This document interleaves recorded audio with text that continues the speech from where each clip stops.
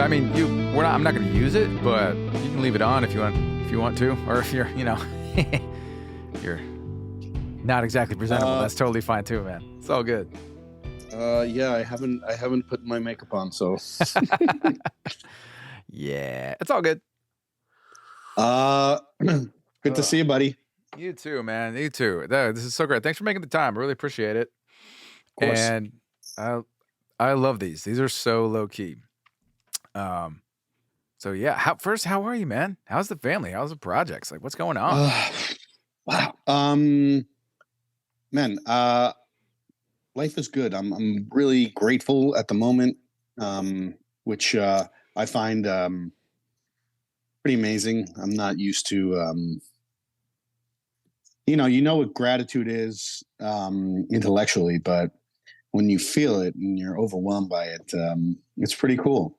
And yeah, I feel like I've actually made a right turn in my life, or something, because I feel pretty wealthy. Nice. Yeah, man. Lots going on right now. We're trying to shoot Swine either in June or possibly September, depending on when money comes in. You know how that goes when money comes in. Yeah, man. Yeah. And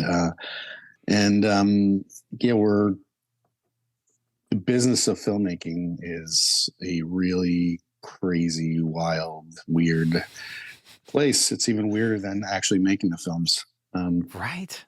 And yeah, I it's also too, it's like a very kind of nebulous thing. You want to sort of reach out and grab it, and then it, like quicksand, it sort of slips through your hands.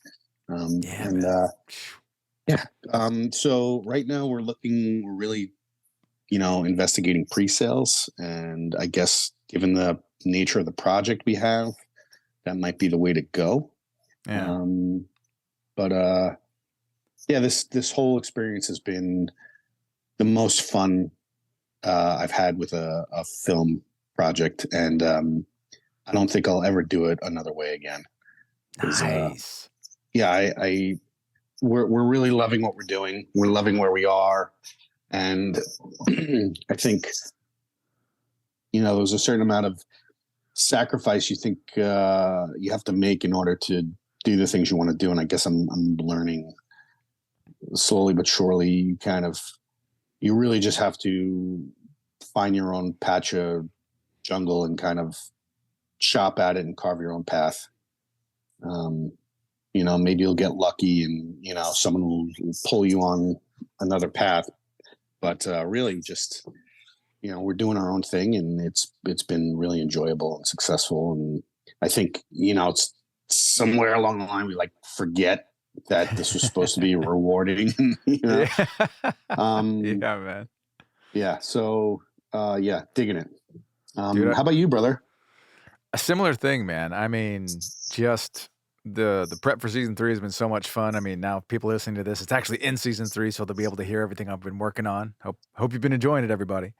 But again, it's really rewarding. I'm very grateful to have the flexibility, and that keeps me really driven to create something truly excellent, truly interesting, truly compelling, and musically and content wise and idea wise, and just trying to be a kind of a more, what's the word, reliable comes to mind, but like the idea that I can be part of all these conversations that are going on.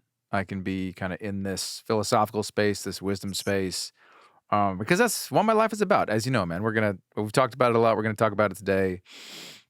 The thing that gives me the most meaning is having these conversations and, hoping that they go somewhere, obviously, but even if they don't go where I want them to go, the fact that they're happening is deeply meaningful and deeply rewarding. So while I'm doing this, I also have a feature that is cooling, and I need to read that and then so that I can get it to you. We talked about it, but it's like I need to find that right window. I think maybe tomorrow. Like we record this one, then I've got my first 3 episodes in the can, and I can read it and then work on the show until it comes out. But yeah, man, we're just chipping away. And Suzanne's she finished her novel draft, and now she's got some beta readers reading it, and then she's looking at like who she's going to pursue as far as agents and editors once she kind of has the draft that she could publish on her own if she wanted to, like when it's that ready. So it's cool being married to a writer, man. You know how it is. Dang. Yeah. I'll tell you what, you guys are making us look bad though. Man, you guys uh Oh, come on. man, for those who know, having a family and being super creative and productive is unbelievably difficult. And for those people who don't have a family yet, you will see. And yeah, so man, Worth that it is though. Worth amazing. it. Yeah, for sure. Right. Totally worth it. I can't tell you how many times in the last like probably 2 weeks when I find myself totally overwhelmed with what's going on with family responsibilities and wanting more time to do other things creatively. I stop and remind myself, this is like that John Lennon song. Like this is life. The distractions, Mm, quote unquote. No, that's life. And the creative stuff that you can work into it is something you need to integrate into the life that's happening. You can't set life aside for just creativity. It's my opinion. I know some people have, and I guess they can comment on how they feel about that. But for me, like you got to have the life that is the couch and the seedbed for the creativity. Otherwise, you're left with at the end of the creative process, what is there? So I totally agree. Yeah, well, man, hearing and seeing you see all these things through, really impressive. ah, Yeah, man, I there's I, you know, I think it's important to say these things because they are true and there's a power to them and people should know, you know, seeing a thing through, so many people start things, mm, but seeing a thing through and creating art and putting it into the world and helping, shape and mold and intrigue and question, like that is no small thing. And the mm. fact that you're doing it and you're also doing something that you want to do, um, man, awesome, very impressive, super admirable, and I love it, man. I listen to every single podcast. Thanks, Uh, dude. Thanks. I think you're gonna man, like season 3. I think you're gonna like it. all right, yeah, I'm looking forward to it. Man, it's the conversation. You know, I it is an important thing that you're doing too. Maybe even bigger than we realize. That Mm. together we rise. You Yeah, know, man. Yeah. the huge problem, or a very huge problem, maybe one of the biggest, is the failure to truly communicate. Yeah. And that involves, of course, hearing, listening, but really you know, having the discussions is so important. And, you're doing it in a way that I think is very healthy. Thank you, my friend. Agreed. Yeah. Agreed. And I really appreciate you doing the same thing because I was thinking about it this morning. The reason I love having these chats in this format, kind of with the intentional framing that I do, is that I think so many times these happen as debates or as really like hard hitting interviews. And it's like there's a Mm, secondary, like the subtext under that creates mistrust. It creates antagonism, even just a little bit.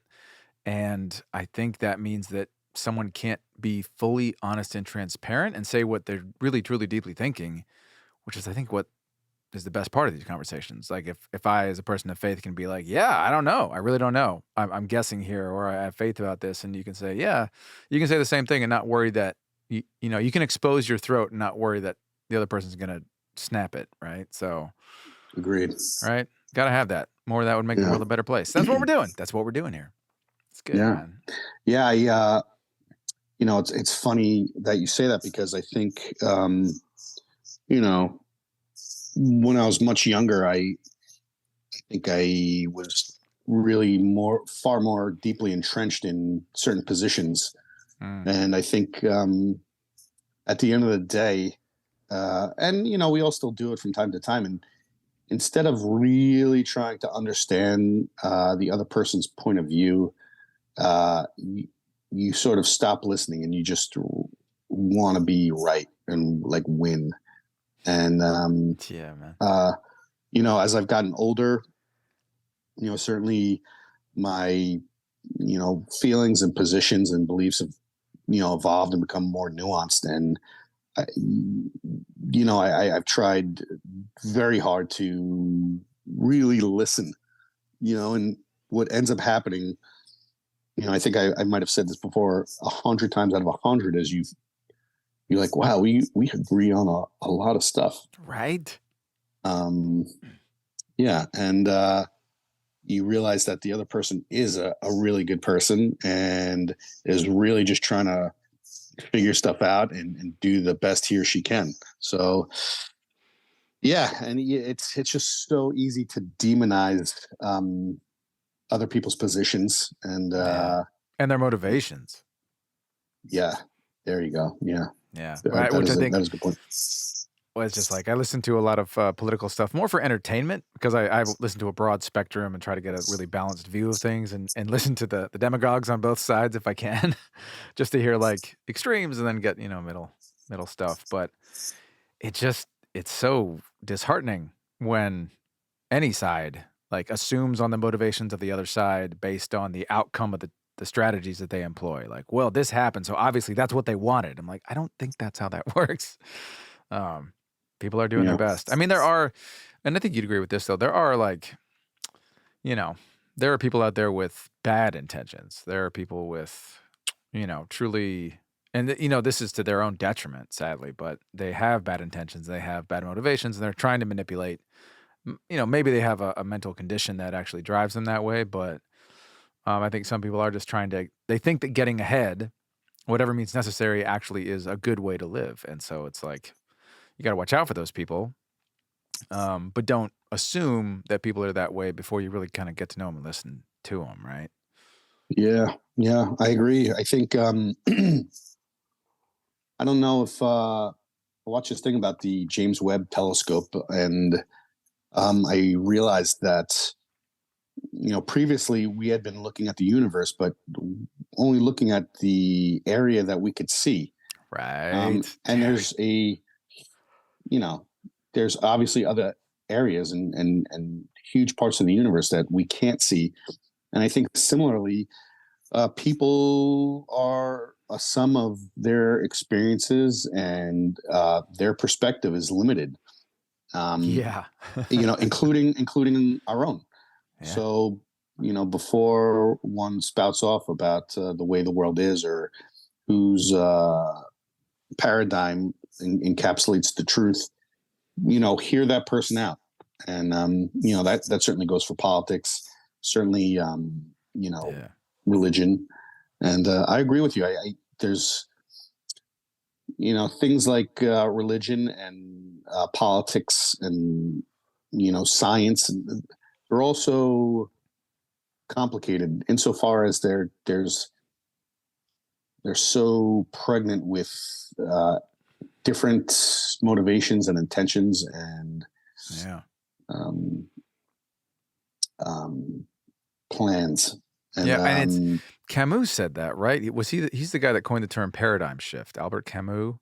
And that I was a think you're right. I yeah, it was think a you're right. mind blowing moment for me. I took a philosophy minor in college.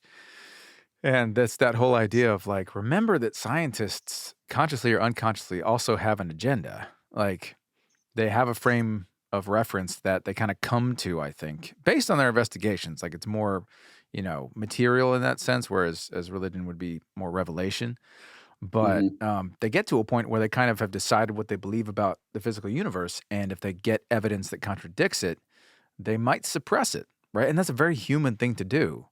And it may be ill-intentioned to like promote their own view on things, to keep funding, to keep prestige, right? It's a very natural human thing to do, but hopefully there are a preponderance of scientists would be more interested in like, no, this doesn't fit my paradigm. So what does that mean? And let's not let go of that, right? Living in that sense, scientists can live in tension the same way people of faith can live in tension. And I don't think faith and science are contradictory. We'll get to that, I'm sure. But yeah, man, just that perspective. I think so many people think science is impartial, and while yeah, the process is impartial, the people who are engaging in the process aren't. And so it's always something to keep in mind. Not to distrust science. I'm definitely pro science, but it blew my mind when I Yeah, when I heard that. yeah. I agree with you. insofar as I think most people will certainly um, have been guilty of confirmation bias and you know other faults and wanting something to be true. Certainly, Uh, um, the thing that's one of the reasons why I do love science itself is it always is sort of trying to prove itself wrong, and it wants to get to the truth. And I hope, of course, and I think it is the case that if you do find someone who you know discovers something and wants it to be true, and they'll be famous, and the next Einstein or something. well, Hopefully, you have uh, you know dozens of passionate scientists trying to prove that person wrong. And yeah. I even there's plenty of scientists who try and disagree with Einstein and try and prove his work wrong. And yeah, it certainly, I think that scientists themselves are guilty of wanting things to be true when maybe they're not, and whether they're conscious of it or not. Um, but I hope that the process, the scientific method, prevails, and in that we're constantly trying to refine things and prove things wrong, and actually get it right. Right, or to find a more accurate model of reality, right? I just saw Yeah. not just, but I did see Oppenheimer, and my goodness, what a movie. Man, so long and yet so Yeah. short, right? Did you feel that way? Did you I'm sure you've seen it, like, it was so It's funny you said that because I haven't seen it, but oh, we just watched Barbie, and we're in the middle of Killers of the Flower Moon. And alright, you're on your way. I said nearly the same thing last night. I was like, this is an unbelievably long movie, and I also probably way too short. This needs to Yeah. be, like a Ken Burns, 10-parter. Yeah, man. Um, Hopefully, that's in the works, man. That'd be fantastic. right. But Right. Oppenheimer, yeah, so it's for those who don't know, it's almost 3 hours, maybe it is 3 hours, but I think it is 3 hours. it is so dense. Like, it's just so dense. Like, I was blown away. I maybe looked at my watch twice just because I was like, "How long in this feels like we're still in the first act. Oh my gosh, it's been 50 minutes or something." And it's just so packed, and Yeah. that's an amazing storytelling. But, how it relates to what we're talking about, um, I think one of the most fun parts of that movie was watching Oppenheimer, like, gather, I'll say disciples for lack of a better term, because their enthusiasm, I think, was very much like disciples. But, seeing him start this new kind of edge, this leading edge of the field that Einstein's work had started, and that it was the big thing back then. And then just tragic's the wrong word. I guess it's appropriate, I suppose, but the fraught nature of what that knowledge led to, like what the technology Mm. they were able to capture, but it was in the middle of a war, and so they turned it into a weapon that introduced the nuclear age and the Cold War and ICBMs and standoffs, and it's like if that doesn't encapsulate the human experience, man, I don't know what does. Right. It's like, Oh dude. man. Yeah. It makes me think of a podcast. I think it was called "The End of the World," but also great. I forgot the guy's name, and I'm sure your listeners will know it immediately. Maybe it was Josh Clark, Okay. and he To look talks that about the up. great filter. And in order for an advanced being to kind of be able to find other planets and figure out interstellar travel and um, I guess thrive, they have to go through this great filter. And Huh. I certainly think that um, we've sort of entered into the process of going through one. I don't know if it's the great filter. Maybe it's AI, but Dude. every advanced civilization, has to sort of get through this great filter, and Yeah. uh, and a lot of arguments, um, or a lot of responses to the Fermi's paradoxes. Well, because when you get to a particular level of sophistication as a civilization, you end up destroying yourself. Um, I hope Terminator that's 2, not the baby. case, but Yeah. yeah, Oh, I I know, I hope know. that's not the case. But Yeah. anyway, They created their own destruction. I mean, man. That's fast, dude. So many directions to go in. One thing that's been occurring to me as we've been talking thus far, I'm curious, just like you specifically, obviously as a devotee, for lack of a better term, of the scientific method, and obviously the scientific method has created a revolution in technology. I mean, I think about every day, hot water straight to my shower whenever I want mm, it. That's a luxury that only kings had, and not all of them for thousands and thousands of years. It's bonkers, right. right? So obviously, very, very useful science, incredibly pragmatically useful. But it is driving and it's searching for. Tell me if you agree with this framing. It's searching for the ultimate, like, explanation of reality, like to be able to explain it from top to bottom, to have the fully accurate model, right? And that I think that involves an axiom, and I don't say this in a negative way. It involves an assumption that there is an ultimate truth that we can know, or maybe at least an ultimate material reality. For you, when you think about kind of all the layers of existence that we swim in, and then whatever that top layer is, as you kind of, if you ever mull that, do you think to yourself, I wonder if there's a way for us to actually reach it? Will we ever reach it? Is reaching it the meaning of life? I mean, do you have any like thoughts on that as you consider kind of, how you when you're sitting alone by yourself sipping your bold drink or whatever? Any thoughts on that? Yeah. Um, I think everyone, at one point or another, thinks about uh, those things, and um, yeah. So I guess what I would say is, and this I think sort of you know speaks to religion as well. What, when you think about the big questions of existence, the thing that everyone wants to know, you know why is there something rather than nothing? Why do we exist? What is all of this thing? Yeah. What is the unit? Like those kind of really ultimate questions of existence. Um, I think that everyone wants to know those things. And for me, I think uh, it's exciting, and people want to know. And in terms of science and religion, um, do I think there will ever find some ultimate truth or understanding of what of all of this is? I don't know, and I think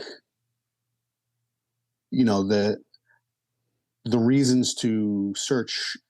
Obviously, you want to know what all this is, but I don't think you should stop searching if you feel like you may never know.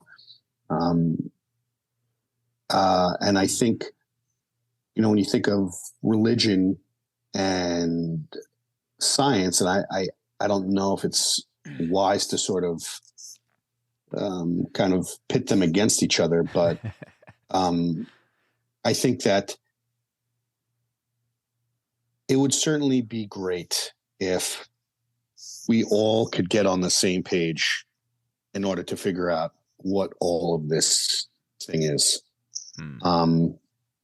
I think that for the most part, well, maybe not for the most part, religion certainly has said, well, this is what it is. And um, I for me, I think it would be as a civilization, um, all getting on the same train of we don't know what all this is and we want to figure it out. And science certainly is a tool, um, not the only tool, but certainly the best tool we have to discovering and pushing back the frontiers of our understanding.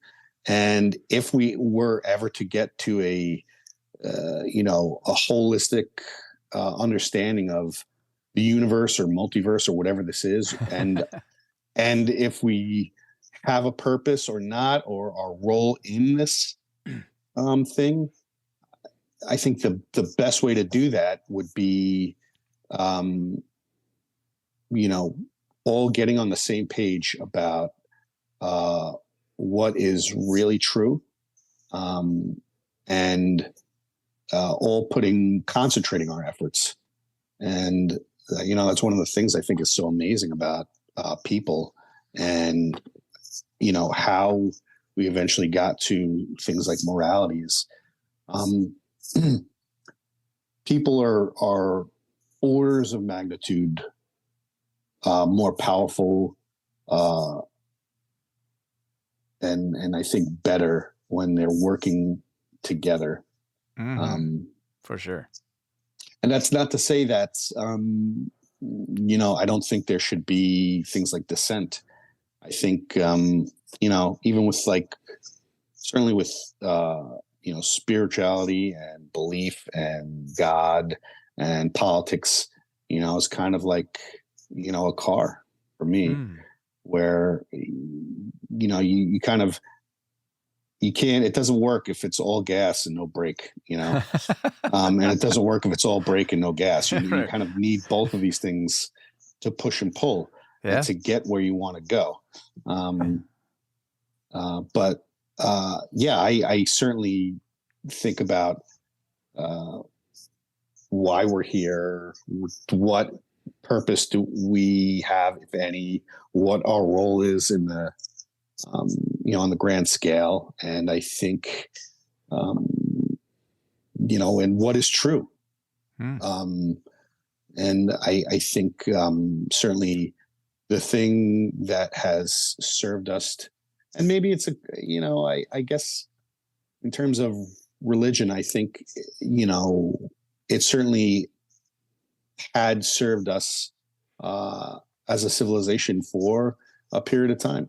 Um, but now we have better methods and better ways and better understanding of the world around us, and it for me has become a kind of like civilization's vestigial tale.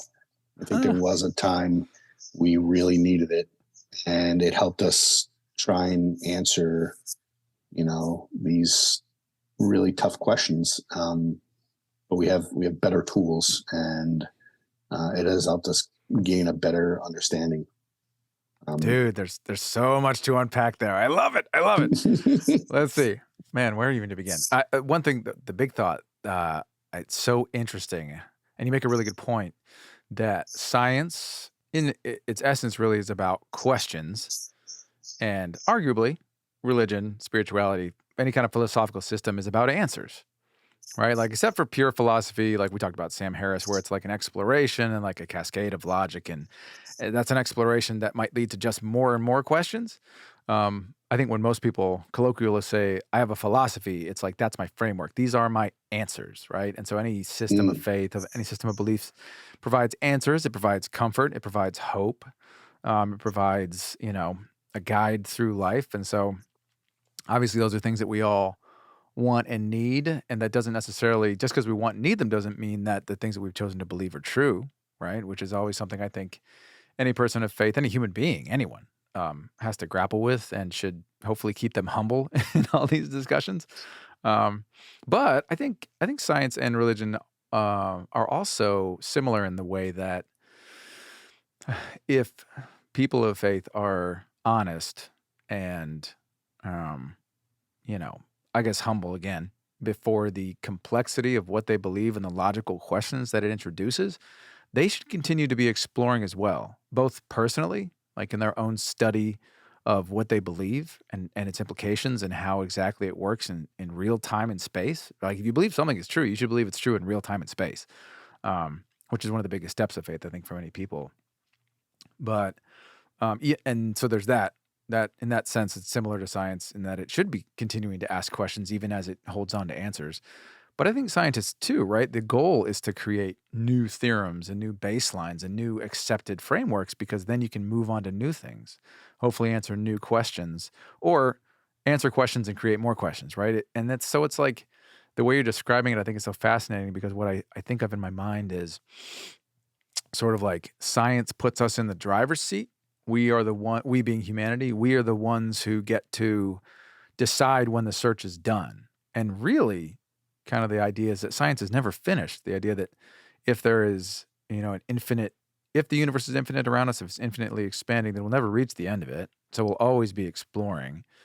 Um, Whereas religion kind of creates those outer edges for you, but there's still a bunch of mystery inside it. So anyway, Mm-hmm. science puts us in the driver's seat, and whereas a faith system or a philosophy sort of puts us in the kind of receiving position, and then any exploration is done within that accepted revelation. And I think they can both be healthy. And again, I think we're doing it, man. This is awesome. Where people can be like, look how much we overlap, and what does that mean? And obviously, it's like it's interesting. I would want you to come to believe the things I believe. I think you would probably want me to come to believe the things you believe, or hold to. Maybe believe's the wrong word. Not the one you would use, because you hold to them as the actual truth, the actual reality, and that I think is one of the most helpful things when we have these deep discussions. Is like, look, whatever is real is real. We're all trying to find it, or we believe that we found it, or we found enough of it. We found our anchor, and we can kind of move on from there. And then I think obviously everyone wants the good life. They want a better world, or at least a better world for themselves. And if they realize that strife against a fellow well-meaning human who just believes something differently is not going to get us all that good world, if we could really internalize that, it would be a much better world. My goodness. Yeah, you bring up some really good points. I I agree with you in that. Um, I think most people are really just trying to figure out what the hell all this shit is, and um, It's a technical term. and Yeah. yeah, sorry about that. Oh, dude, it's fine. It's fine. Raw talk, man. This is raw. It could be raw. I'll um, warn the people with sensitive ears. I always warn people. It's all good. all right. I think you know I agree with you that I think it's important to question, and even if you uh, lack faith, I always think it's important to question, constantly refreshing the system, taking on new information, and whether you have faith and you have serious doubts, or you don't have faith but you have real big questions that you can't answer any other way, and maybe you're not okay with not knowing, um, Mm. or you've had personal experiences um, that have changed the way you feel about the world around you. I think it's maybe most important to constantly analyze those thoughts and feelings, and not be afraid to lean into them. Um, Yeah. yeah, I really think that, and whether it's doubt, why, how, what is the thing that's bothering you? I think certainly with uh, religion and faith, and also the lack of faith, I think Mm. people get so entrenched in their positions that it becomes such a core part of who they are that you know they suffer from lots of cognitive dissonance, and also it it becomes a problem whenever they have to discuss something or they hear, information that's counter. It becomes you react in a very, I guess, primal way rather than Yeah. Fight or flight. uh, yeah, rather than intellectual and thoughtful and considerate. So yeah, I think it certainly is important to constantly refine. And the thing is, too, you'll meet people. I think it's a spectrum. You'll meet people who think that are like profoundly anti-theist, who think like religion should be eradicated from the universe. And then you'll meet Mm, on the other side of that, you'll meet people who think like uh, you should not be walking around the earth unless you believe in this particular God. And there's an entire spectrum. So um, I I think that it's really important to constantly take in new information and refine your feelings and thoughts and beliefs. And it's okay if it changes. It's okay if it evolves, and it's okay to ask those questions. I really hope that people lean into it right. There rather shouldn't. than being, yeah. Don't be afraid of it. Like Don't be even if afraid. it's a big thing, and obviously it's easier said than done. Yeah. Um, whether it is like because we have encountered people who have grown up without faith, and suddenly they've had some type of personal experience or revelation, and that has changed them in a way. And um, they're maybe afraid to really shift their paradigm and Yeah. really take this on, and vice versa. There's Oh, yeah. people who have been extremely faithful but have doubt, and I implore people to lean into those things and really figure it out, really think about it, really explore it, Right. and Because yeah, right. Because whatever is true is true. It's the whole man. If people just had the ability to kind of put their claws down and be like, the truth will win out. Reality always wins. I've heard people say. And so it's like, if you're firmly convinced that reality is a certain way, then exploring doubt and fielding questions, even being wrong or being stuck or being like speechless because you don't have an answer, is not comfortable, but it's not something you should run from. And yeah, I watch all these. I get fed all these clips on YouTube because I've watched a few that are entertaining of Christian speakers going to colleges and kind of dunking on college students, which now being above 40, thinking it's not that hard to dunk on college students, man. Um, but you know, it's always interesting to watch people really bring their honest questions to a speaker like that. And I sometimes wish the speakers would be just a little bit less theatrical. But again, that's why I'm doing this. Like, I want these conversations. I don't want to be on stage talking to a crowd. I love to talk one on one. But it's always so heartening when I've seen a few clips where the student is like, "Really though, like, what about this?" And I think that's a very good place to be.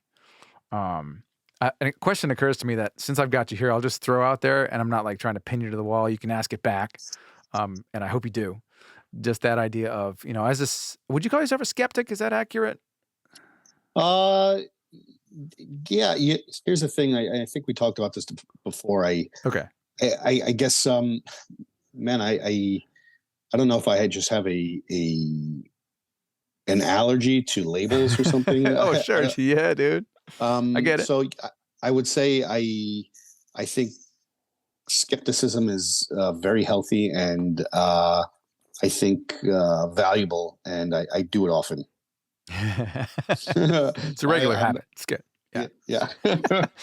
Well, I guess because it's always I try to mull the other version of this question, which again I'll answer as well if you want to throw it back at me. But I always am curious to ask somebody when they're not a person of faith, what if there even is anything? Because that the answer might be nothing really. Is there anything as if you did a thought experiment that would make you open to the ideas of faith or kind of unseen realities in the spiritual sense, like events that because I had a landlord who experienced a miraculous what he would call a miraculous event that he can't explain, but he was still very much an agnostic and an atheist when I met him. Um, I'm curious if there's ever been a moment or if there's something if you could think of now where you're like, "Well, that would make me really consider this other side." Like the idea of there being an ultimate spiritual being in the way that we generally mean that term. Uh, yeah. So, great question, as always. Oh, thanks. Yeah, I I would say that I would certainly. I'm not closed off. Uh, I will take.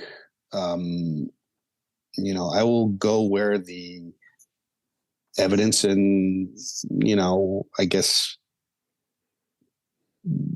experience Totally, man. Yeah, it's experiential. takes me. One, so I guess so firstly, um, let me say this because I don't know that people appreciate this idea, Sure. and I don't think you can't choose what you believe. You either believe it or you don't. So, you know, and this is also one of my big issues maybe with religion is and also I think unfair of maybe like certain arguments from the atheism side is like you know you, I mean you even talked about it in your last raw talk, which is like I kind of went down this dark road, but I still feel this way. And so it's not like something you turn off like a light switch. Like I decide to not believe just because these guys are telling me it's not a good thing, and similarly the other way around. So you're convinced, and it happens naturally within you. So, and I think that's an important idea for people to understand is that you don't choose if you believe or not. You either do or you don't. It's not like a conscious choice. It's fascinating. Go on. Yeah, you're convinced of a thing or you're not convinced of a thing, and which certainly I think is important when you're having these discussions. I used to say like similar to when people say hate the sin but love the sinner. I used to say I hate the belief but I love the believer, and it, it's Touché. because you can't kind of you can't choose. You either believe or you don't, and I mean that may always be in flux, but it's not something you can turn off and on like a light switch. It's a journey for sure. It's a journey. Yeah.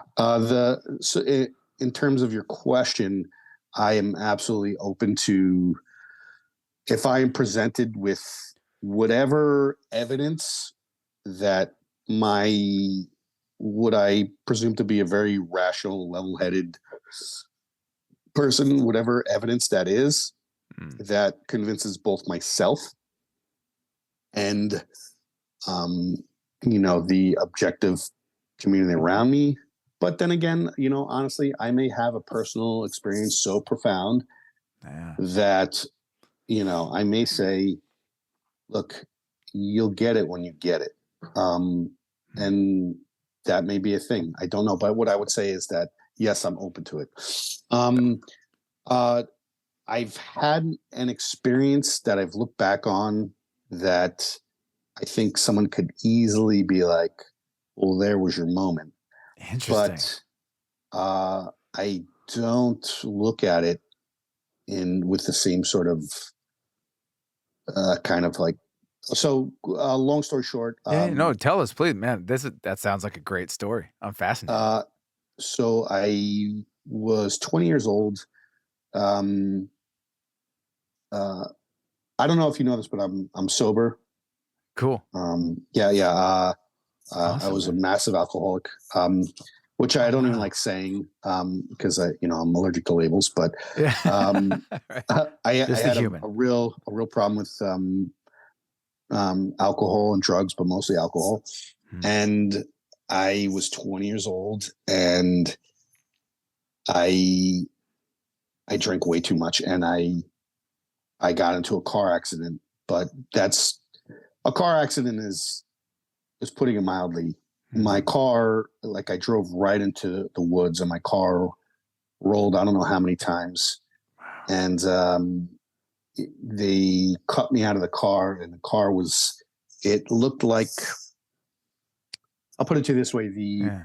the brake was in between my crotch.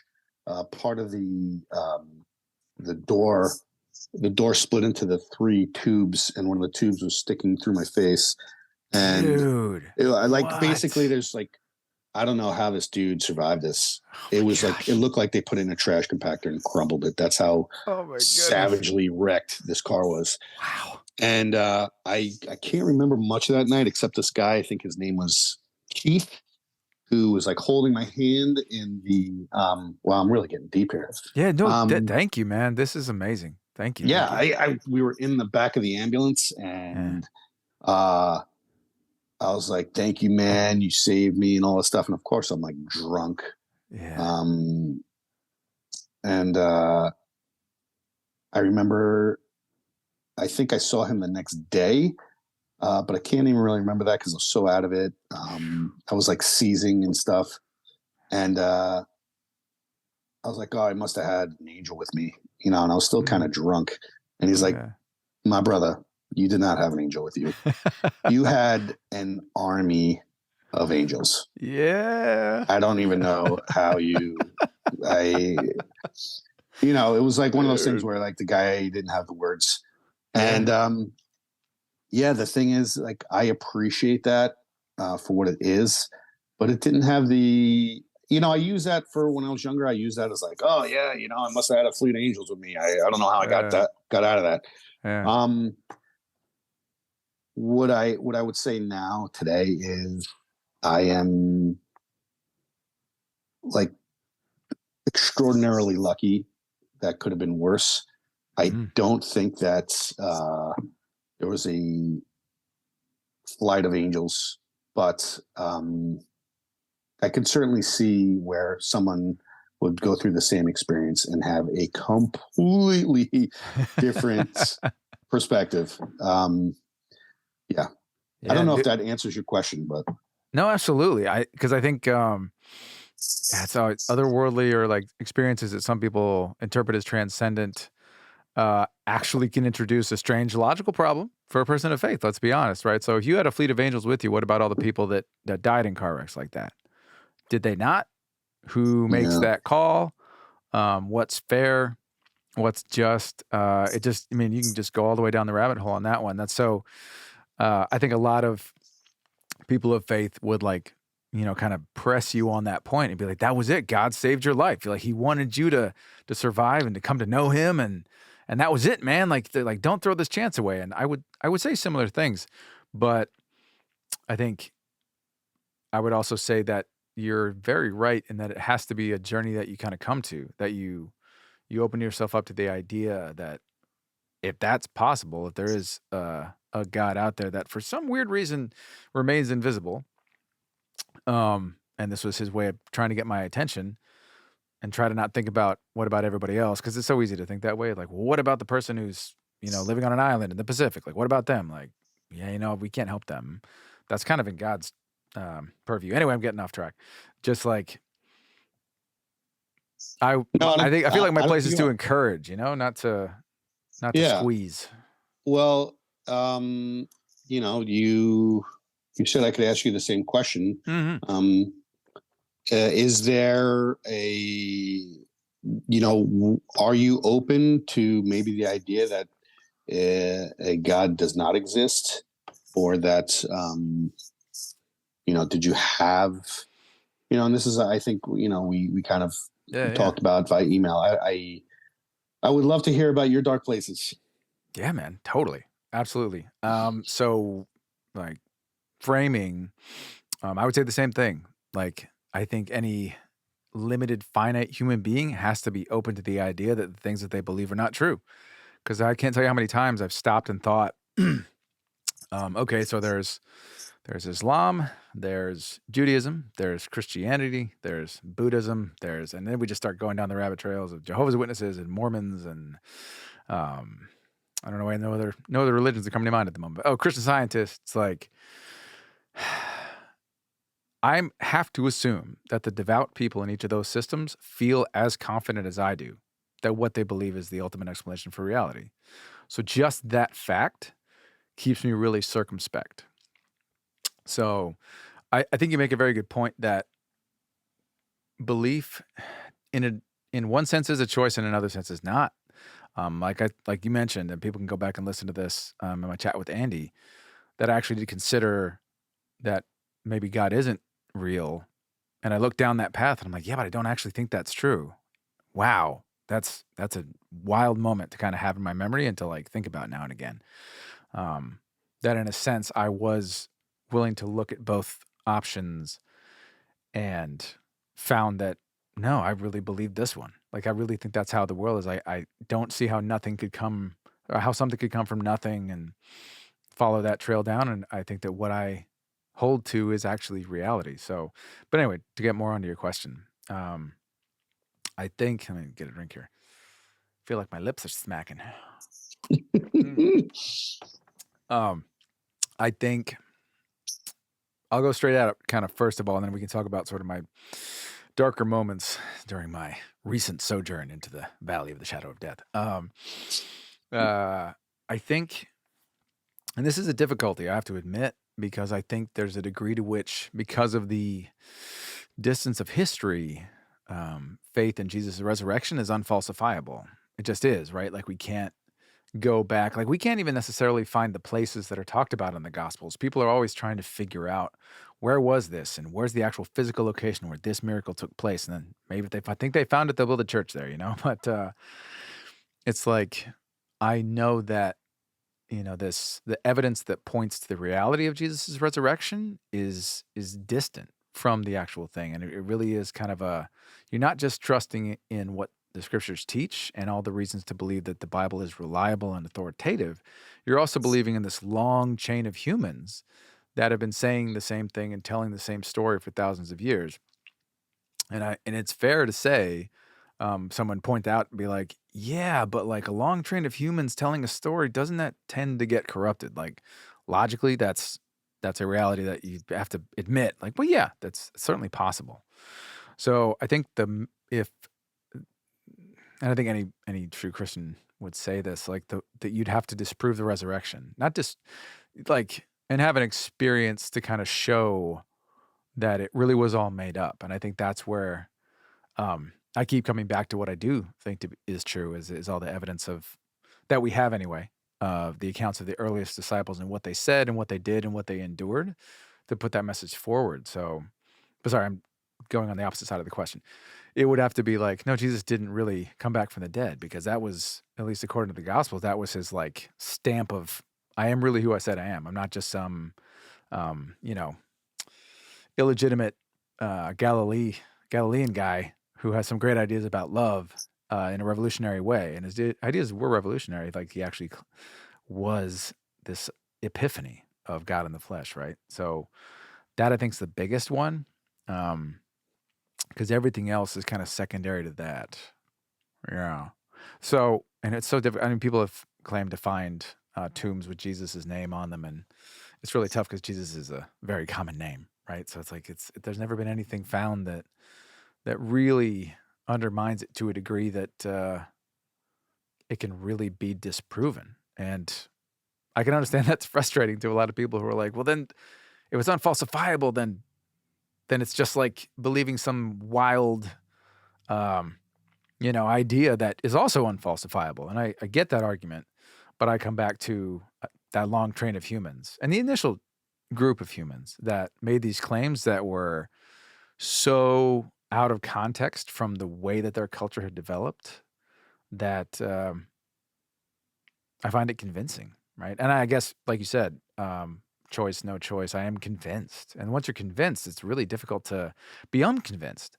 And coming back to what we're doing right now, that also keeps me humble.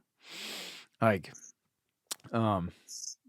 what we are convinced of deep down is inexplicable in a sense. We don't know what comes from our environment and what comes from some other kind of ethereal, esoteric reality that is somehow us, but not us, like the mind body problem and all those other kind of philosophical ideas. So so I think that kind of answers that initial question. What would cause me not to believe? It'd be that true, like, oh, this was all a story. That's amazing because there's so many reasons to seem to believe that it wasn't. But yeah, if that could be shown, I would definitely say like, well, yeah, then it's not actually true. If it's not actually true, it's like I had a professor that said this and I loved it. He's like, I don't want to kind of know. Well, what he came to was, I want to know what's true.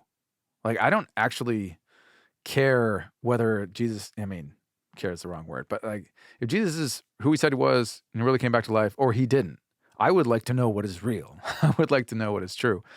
And if we could all be that way, that'd be a great thing.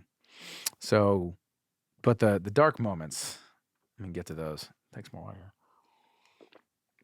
So gosh, I guess kind of what led me to that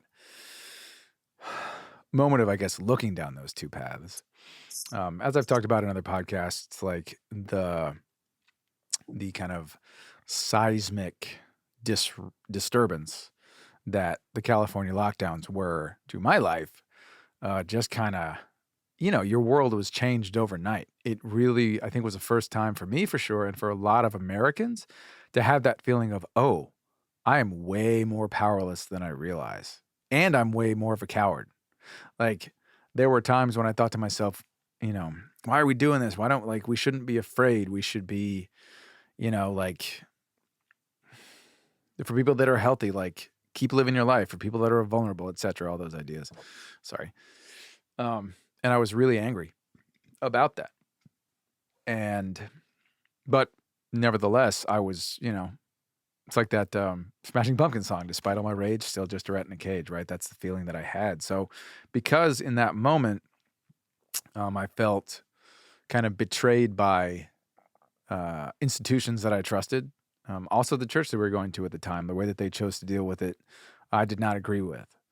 And so in that feeling of like me against the world, at least that's the way I framed it in my head, which was not healthy and led to dark times. Because I was like me against the world, I took what I will call not an antagonistic stance toward God at that point, but definitely I don't want to talk to you right now. Or like that feeling, at least. I Mm. do meditation and journaling and praying, but in those times it was really just kind of like, I'm doing this because I know I'm supposed to. I'm really upset with what's going on. I don't think I blamed God, but the reaction that I had to the difficulty I was enduring was very much one of bitterness and cynicism and all those things that lead you to despair and isolation. And I wasn't willing to lean into the grief of it. I settled in anger and stopped there. You know what I mean? Mm. So because of that, it really, I think, gave me a good chance to be shook up and to really like think through, like yourself, like other people that we went to school with at film school, and plenty of people that I know, friends over the years who are not believers, to think like, are they right? Right? Is there really nothing out there? Is it really just like that movie Contact, right? Where, we don't know who built these tunnels, right? The tunnels through time that are in that movie. We didn't build them. We don't know who did, right? Is it just this one giant mystery that we'll never be able to understand? Or is what I've been following all my life actually the truth? Just at first as a thought experiment, and then in kind of more sober moments, actually asking that question. It's like, what would it be like? Because I know people, and I'm sure you know people who were following faith for even their whole life, and at some point be like, you know what? I don't actually believe this is true. I don't think this is real. Here are the reasons why, and in that sense, they give up on it. How much of that is a choice? How much of that is a journey? I don't know, man. It's like, phew. Because if the consequences and the kind of eternal outcomes or ultimate, I will say, outcomes. There's a debate about eternality. I won't go there. Um, are so dire. Like, if people really don't have a choice, how is that fair?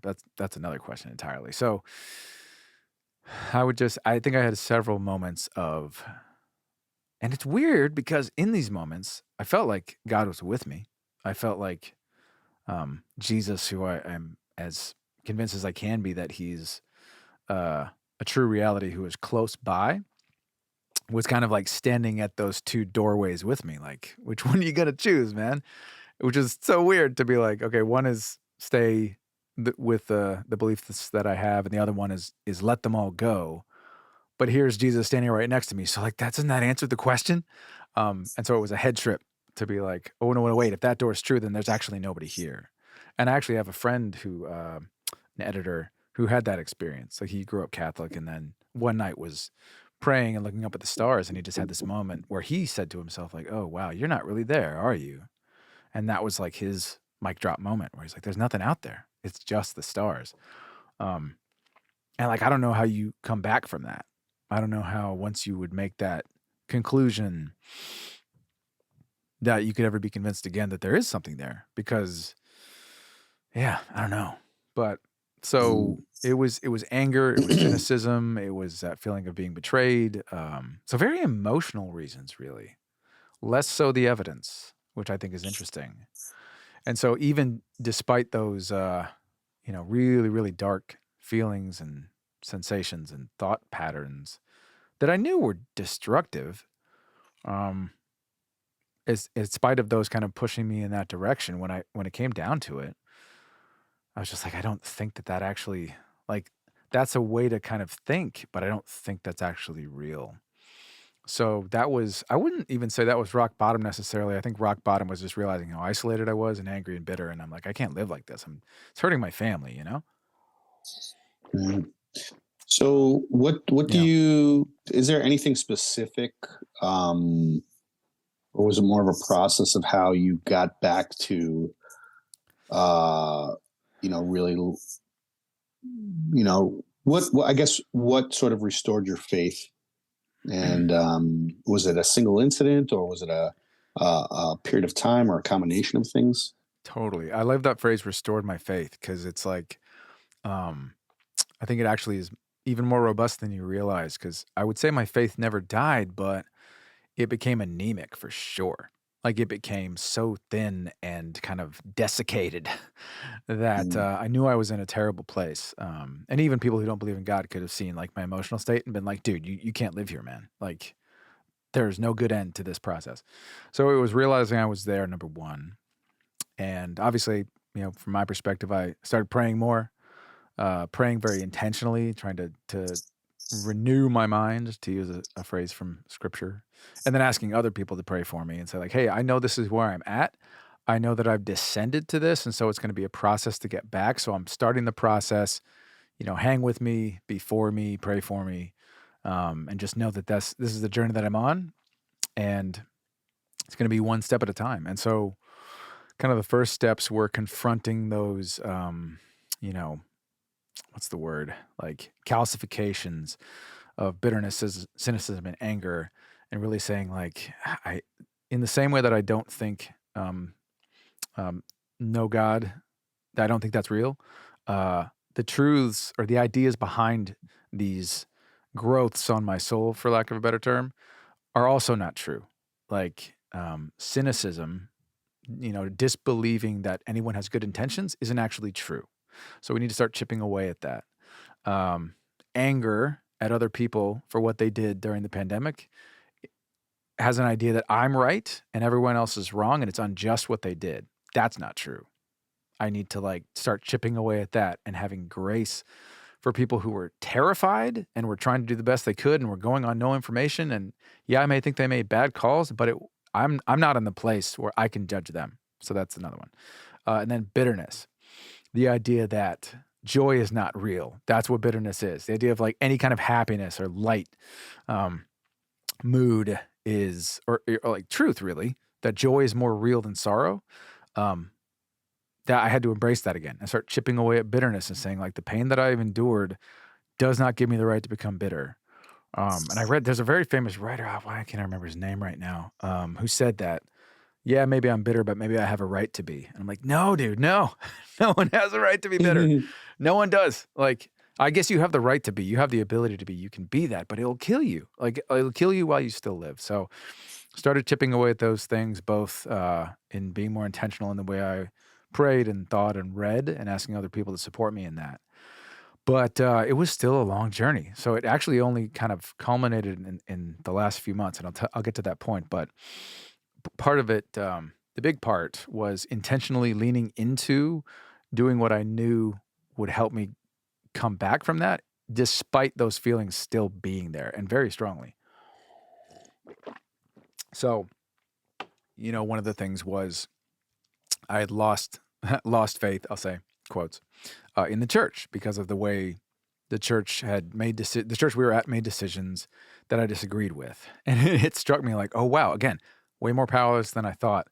What happens when the community that you kind of joined your life to goes in a direction that you think is wrong? Do you just bail? What do you do? Right. And that's how churches have split over the centuries. Right. And that's not good. So we intentionally sought out a church here close to our house. It's right around the corner. We can walk to it. It's so fun. And so we went there, and immediately, of course, it's a more traditional church. I started seeing things that I didn't like. And I'm like, oh, the other church we were at did this better. Or, oh, the music's not great. Or, the style of the preaching is not something I would want to bring my unbelieving friends to. Like, all these little things that I'm like, I don't like this. But I knew that, like, oh, man, if I remain in that place of like, I'm judge, jury, and executioner, I'm never going to come back from this. To get to a place where I have mercy for other people, I have to lean into these moments and say, yeah, I don't like this, but I'm not leaving. I'm going to keep coming and keep praying and try to shift this pattern. And so that was basically, man, when did we join this church? 22 probably? Like, I started the podcast in the beginning of 22. And I want to say we really looked at a church nearby. We tried a few different ones, but kind of picked this one in summer of 22. And it was really just still that feeling of I'm an outsider. I don't like what's going on in certain ways. Like, still keeping myself in that seat of like, I know what's best and they should do it the way I want. And even saying that, I'm like, that's dumb. I'm not willing to be a pastor. I'm not going to start a church. Like, I have no right to complain. Like, they're doing the work, It doesn't mean that I'm wrong, but it doesn't mean I take it to a place where like I think about how great I am all the time and how bad they are. So here's what's weird.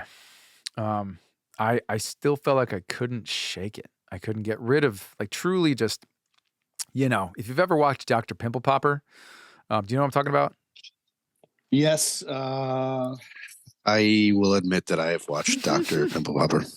It's a fantastic illustration for this point I'm about to make. I'll link to it in the show notes, everybody. You should check it out.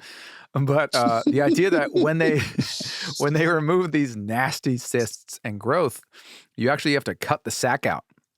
Otherwise, the cyst will just come right back.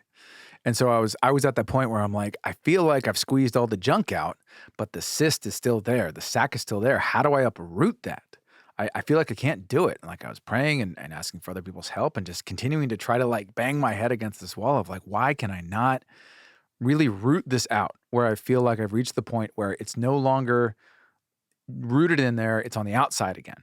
This feels like the enemy was inside the walls. I'm like, how do I get the enemy outside the walls where I can fight them from like a place of who I want to be? And oddly enough, it was last November. I was coming to a place where I was like, you know what? I think the podcast is fun and it's great. And it's what I want to do and who I want to be and have these conversations and put it light out into the world and really kind of be focused on this is why I'm on earth kind of thing. But I feel like it's not great. It's not like the music's not fantastic. And if anyone listening to seasons 1 and 2 will hear the music is like, ugh. There's a few places where you're like, you totally missed that note. And here we are listening to it. Why would you put that out? I'm like, because I had no time. Like, it's either put out something bad or put out nothing. And I'm like, okay, there's done is better than perfect, but there's a balance. Like, at some point you have to say like, it's so not done that maybe it needs to be better. And so I was at that point like, I want this to be great. I want it to be really great. And that's going to take a lot of hard work. And for some reason, that nugget of saying, I will like throw myself at this started that process of uprooting all that stuff, uprooting bitterness, cynicism, and anger. And I found this guitar intensive online because I'm like, that's what I really need. Like production stuff, I kind of know. Editing, I know. I just don't have the guitar skills to really make the music really great. And so I was looking for ways to do that better. And I found this guitar intensive that was not an insignificant investment. It wasn't massive, and they were having a giant Black Friday deal, so that helped. But something about like, sorry, cut there. Something about taking that risk, spending the money, and saying, I'm going to really go for this. It was as if, and this is how I'll describe the experience for people as a person of faith, it was as if I could feel God's excitement. Almost like he was saying, yeah, if you want to go for this, let's go. I'm in. This is rad. And that was amazing. And it was that kind of turning point, that decision of like, yeah, I am going to lean into the idealism of believing that this kind of investment of my time and of my life, and it's the same way people choose to like get involved in movies because it's a terrible investment if you look at the numbers, but it's that idea of it's worth my life to do this creative, generative kind of shining out process. And that will take work and discipline and investment and risk. And when you do that, you free yourself in a way. And that was the moment. That was the moment that when we spent that money, when we decided we're going to do it, because Suzanne and I talked about it again with the amount of money. When I made that decision, I felt like we kicked the enemy out, right? Like it's like that scene in any movie you see where like finally the good guys like drive the enemy back and shut the gates, and you're like, bam, our base is secure. And yeah, it's kind of inexplicable in that way. Like why that? I don't know, but it was what I think it was obviously I believe there's a spiritual reality that happened, but I do think that choice is what uprooted all that stuff because I chose to plant it back at the beginning of the pandemic and the lockdowns by being bitter and cynical and angry about what was happening to me. Like it was so self-focused and self-absorbed. And now I was making a choice to give of myself again in a way that I hadn't in years. Yeah, that was it. Wow. Any question? Yeah, dude, it's powerful. And like, so I love this guitar intensive. I can pitch it, but anyway. So what you're saying is this podcast saved your life, man. Brought me back, bro. I would say God did it, but like he used this podcast. Yeah. It's crazy. Yeah, man. Yeah, that's kind of, well, it's not kind of, it's fucking awesome. Yeah. It's a great journey, man. Yeah, I don't even know what else to say about it. And I'm so excited to put the new music out. I mean, again, people hearing this have already heard the new music, but when you hear it, you'll know why I was talking like this. So I love it. I love it. I hate to say this, but I went through a similar journey insofar as the pandemic was a really, really dark time. And I was even having some, really desperate thoughts. And I know what you mean. I was like gonna maybe give up on being a filmmaker, and I was tired of I guess Hollywood and the business and and moving back and deciding to make a film on our own terms really saved me. And I mean, you can I guess there's a tendency to kind of be glib when it comes to saying things like this, but really kind of saved me. So man, I dig that. I did not think I was going to hear all that good stuff. Oh, God, thanks for giving me the chance to share it, man. Funny, it makes me think of something else. As far as dark thoughts go, I would say I never got to the point of wanting to end it all. Again, that was something, as far as the thoughts that swept across my mind, it was in there, of course, but, um, there was a moment where I thought about, you know, the difficulty of running a family is real. We talked about that already, and it's like when you're in those dark spots and you're so self-focused, you can also sometimes consider, like, "What if I just stopped doing that? What if I got rid of that burden? Like, just stop this whole father-husband thing?" And, that was another point where I was very grateful to have this kind of backstop of my own stubbornness of who I am, I guess, of like, "No, I refuse to leave that kind of, like, scorched earth in my wake. I just won't do it." Mhm. Not that I didn't have selfish inclinations and that idea of like, "Oh, man, it'd be so much easier if it was just me," but I had enough wisdom to know of what kind of joys I'd be giving up and also the stubbornness to say like, "No, I will even if it kills me, I will, like, hold this together," and I'm thankful for that. I don't take pride in that, I'm grateful for it. And again, though, that was still in the dark times, and I wouldn't say the reason I don't take pride in that is, um, I didn't it's not like that inclination wasn't there. It was there. So, the journey back was an admission of my own, like, I am not where I know I wanna be or need to be, or that where my family needs me to be or where the world needs me to be, so, yeah, man. It's worth the it's good to talk about. Yeah, man. Yeah. Well, I'm going to commend you, and I know that you're probably going to defer to God on this one, but I commend you for going through that journey and asking yourself some really fucking tough questions, man. Um, yeah, Yes, it's sir.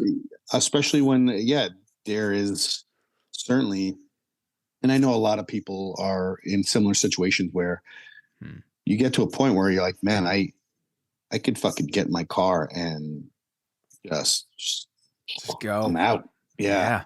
Yeah. Um, and we don't, and we have to, we have to get to a spot where we can handle all of these things. And you really have to, in that way, put yourself kind of somewhere else. Mm. So, Yeah. man, kudos to you for going through that and telling the world about it too. Thank you, man. Thank you, and again, thanks for getting on and doing this. This is so rad, man. Um, wow. I don't even know where to go from there. Maybe we can ease into a wrap up. I don't even know. I do actually have a question. Oh, hit me. Yeah, do it. Yeah. And this is not to I'm not trying to corner you or No, no, no. Do it, um man. one issue I've always, well, look, there's no question I have many issues with, you know, God and religion and supernatural, obviously. It's Yeah, yeah. probably well noted by now.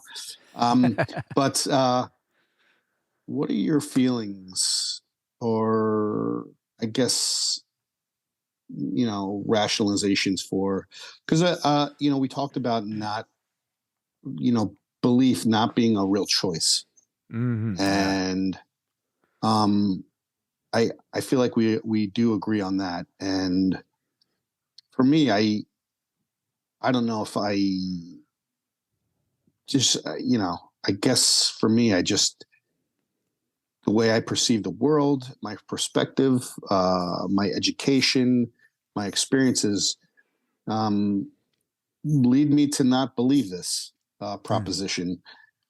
And at the same time, I try my hardest to be the best human being I can be.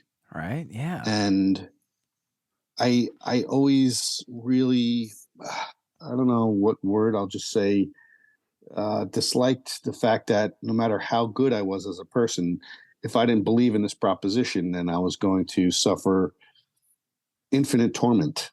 Yeah. Um, Yeah. Dude. yeah, Right? I guess, like, how do you sort of square that circle if it is such a thing? And um, you know, yeah, what are your thoughts on that? Totally, man. I love this question. Not because I love the sober kind of like implications that we have to get to, but just because I think it's so healthy. Let me just say, I'm not gonna go quick. So everybody, if you need to pause now and like, go do what you need to do, come back and hear the rest. But like I think way too many people of faith are glib about this issue, and it is not something we should be glib about. If whatever the reality of not God after death is, it sounds pretty horrible in any way you slice it. And so people just kind of mentioning that idea and kind of moving on, like, don't do that, man. Like the pastor of the church we were at before would always say like he hated talking about hell, and I'm like, well, why though? And now I understand. Like, oh, like I never really thought about how deeply disturbing that idea is that someone could be completely ruined, so to speak, and then if that does involve actual like physical or eternal conscious torture, like what? Because like torment is a religious word, and it's easy to forget that actually means torture. Like, okay, okay, whoa, is that what we're saying? So that's where I come at it from. Like, whenever I talk about it, I'm like, I know it's a mystery, and or rather, it's a really thorny issue and should be treated that way. So that's one. So ultimately, and I'll try to unpack this.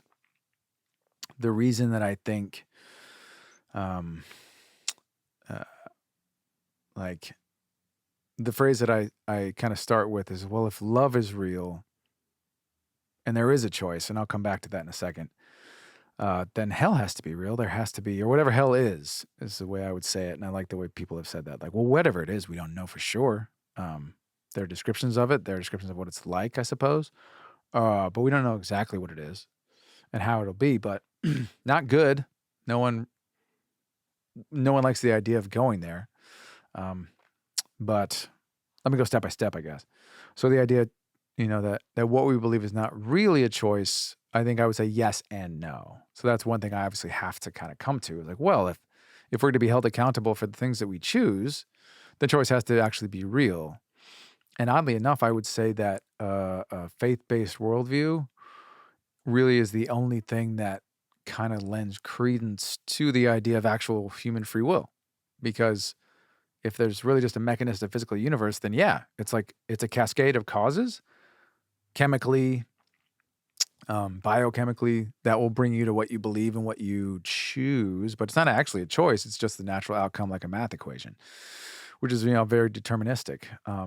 And I think artists like yourself, I don't think that's the way you would see your choices necessarily. Like, um, right, what you decide to do matters. The the artistic choices you make for sure matter, right?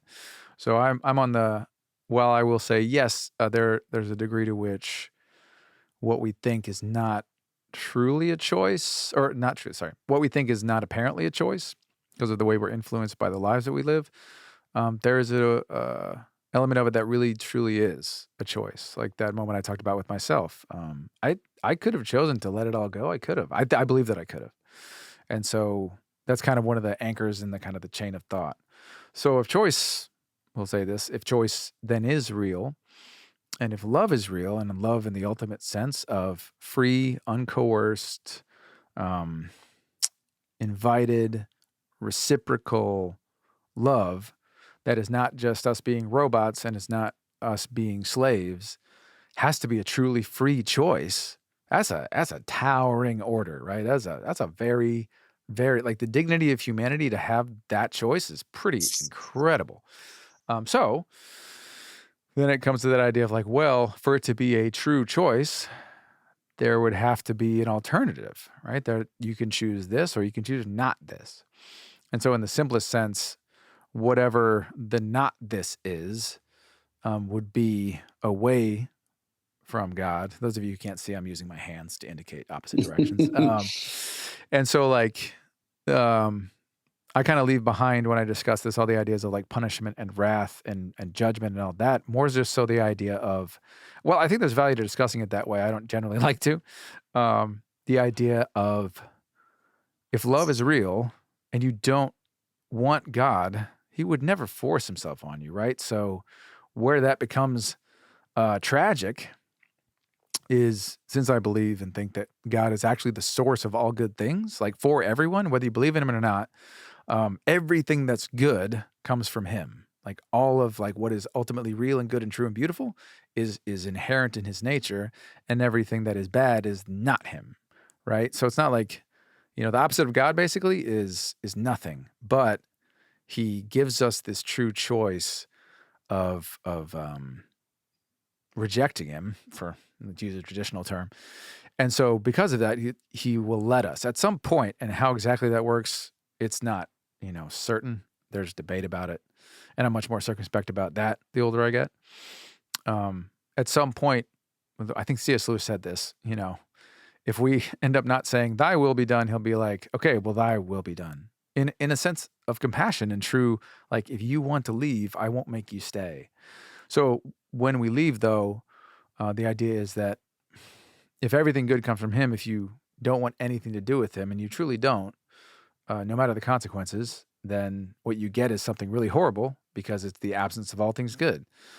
I don't know what that conscious experience is like, and I've read up a lot on it recently. I actually read a book with 4 different perspectives on what hell is and how it works, and was very compelled by an argument that suggested that the immortality of the human soul in a conscious state of torture is something that we get actually by a kind of fusion of a Greek idea that the soul is immortal. Whereas if you really read, this was this guy's argument, if you really look throughout the Bible, there's no like agreement that that is the case. And so, and this is how some people solve the problem for themselves. And I'm open to this idea that a sort of justice for all the bad things that we've done is actually finite. It's horrible. It's terrible. It's the consequences for every dark thing that we've done. And you and I know we've all done dark things and continue to, and have dark thoughts that build up this barrier between us and God, or create darkness in us. The consequences for those things would be horrible, but it wouldn't last forever in our temporal sense. There would be a moment where it was over and we would cease to exist. And so people will call that annihilationism, that eventually our souls will be annihilated once the judgment is over. And I'm like, I understand that logic, and I think that works. I think there's room for it in Scripture. But just the idea of someone who is like yourself, let's get right to it, right? I hate the idea that the people that I love and who I think are great might still find themselves in that situation. But I also see I think the dignity that they have, right? Like Andy, like yourself, like anyone I went to school with, I do think they have a choice to kind of engage and study. And if they do it with an open mind, my hope is that they would come to believe the things that I believe, and see actually the goodness that is available in God, and that they were always meant to experience in connection to him. Because I think, here's the funny thing, I think God loves your art, man. I think God loves your family. I think he loves your attitude. I think he loves the good things that you do. And I think he's for you, right? And so I would, in my worldview, I would say that I would hope that you would kind of turn around and give him a think, give him a chance. And that's like, but that's a big step, and I know it's a big step. So yeah, it's a thorny one, man. I don't, it's one of those, those are that and a few other things that I kind of have to hold in an open hand to be like, I don't understand this. So. Oh man, you make me want to ask what those other things are. Let me think. I could think. I think free will is another one, right? Like we just talked about it. What's a choice and what is a natural outflow of the life that you've lived? Where's that line, Because there's so much talk in Scripture about God as sovereign, air quotes. He is in control. He is working his will. He will always turn things for good. And you're like, okay, so do we actually have a choice? Because it seems like we do, but it also sometimes seems like we don't. And that's actually kind of a rift in circles of faith. There's a tradition called Reformed that leans very heavily on this idea that God chose us rather than the opposite. And I have big problems with that, that view, for obvious reasons. So. Okay. Mm-hmm. Oh man, we could do this all right today. This might have to be part 1. I'll come back, Yeah, maybe. I want to hear about all this juice. Yeah, you know what? I could do this all day. I have a bajillion questions, and I'm sure you do too. Sure. I'm happy to put a bookmark in this and have at it another Yeah. time. I said that's a good idea. I think that's a good idea. All right. Yeah. Yeah, I don't really know how to wrap up. Do you have any questions that you're No, man. I say let's put a pin in it for now, man. We'll do it again sometime, whether we record it or not. I know we'll keep talking, dude. The future is bright, man. And I mean, hopefully, as time goes on, I can eventually add a link to your film in the show notes for this episode. So we just talked about it. yeah, that'd be Right? amazing. All right, dude. Yeah, that's awesome. And I will leave on this. I encourage all of your listeners to continue to talk to each other. Absolute dude. Couldn't have said it better myself, man. Keep on talking. All right, bro. All right, brother. Peace out. We'll see you soon. All right. Talk to you soon, man. Thank you for having me on. Thanks for coming on, bro. Peace. All right. Later.